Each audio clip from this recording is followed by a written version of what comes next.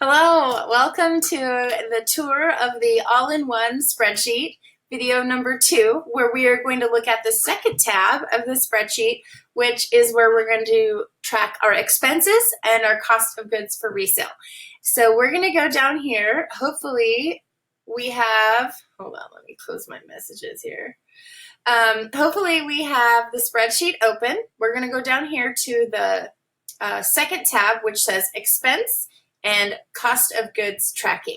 So what I have at the top of this, let me make it bigger so that you can certainly see it, is all of the categories that work for me for tracking the expenses for my business. I have assets, advertising, subscriptions, and software, which is going to be anything that you pay for that you do on your computer, education, bank fees, insurance, outside services, which is going to be if you're paying anyone else to do something for you in your business, legal fees, which is if you're paying an attorney, permits and site fees, supplies, rent if you're operating in a studio space or have rent that you pay for your business, transaction fees and credit card fees, and other. And I have a nice description here of what all of these would include. And then down underneath, I have a spreadsheet area where you can track those expenses. I have populated this with just some sample entries for this spreadsheet just to get an idea of what these numbers might look like for the end of the year.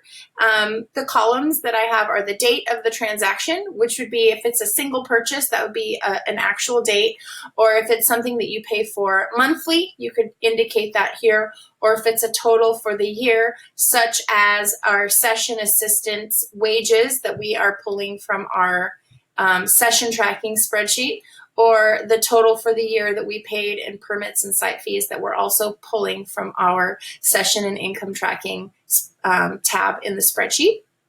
Or it might be something that's an annual fee, for example, a website hosting or a Dropbox or your cloud backup or something like that. That's going to be a one-time payment for the entire year. So these are just some samples of expenses that you might have. Date, the description of what the expense was for, who you paid or who the seller was, how you paid. I recommend, and this is what I do, I have a business checking account, and almost all of my transactions, I use my business debit card to purchase anything related to my business. That way, at the end of the year, I can simply pull up my statements from my business account, copy and paste that all into here, and I have all of my expenses because I've used the same debit card to pay for everything for my business. But every now and then you are going to need to pay for things using other methods, so you would want to indicate that here.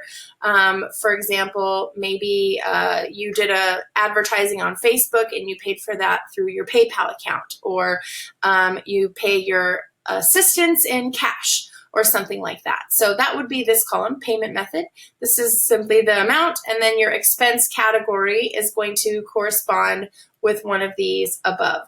The reason that we put the expense category is it's nice to be able to sort all of your expenses by category, just so you can get a feel for how much you're spending on your cost of doing business when you are going to use that to calculate your pricing. And also because whoever's doing your taxes, whether it's you or a CPA that you trust, they're going to want to see that categorized as well. So that's going to be the simple way that we track our expenses for the year. And then down here, we have our cost of goods for resale. Now, we track cost of goods for resale separately from expenses because the way that they're treated in taxes is different than expenses. So we're going to make sure that we track these separately. Your CPA or your accountant or the software you're using to file your annual taxes is going to want a different number for this. So this would be where you capture anything that you bought and then resold. And I have the example in here.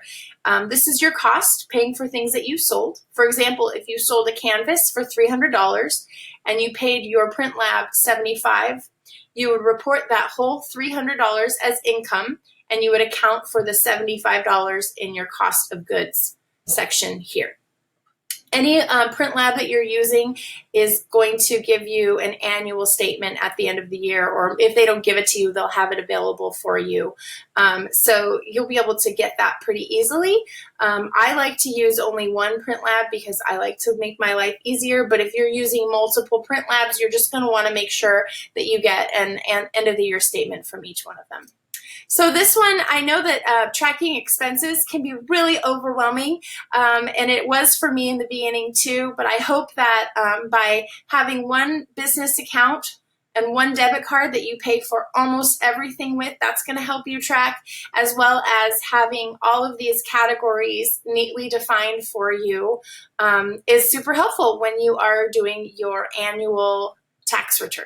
I hope this is helpful. If you have any questions at all, feel free to email me at juliegriffinphotography@gmail.com or via my website, juliegriffinphotography.com.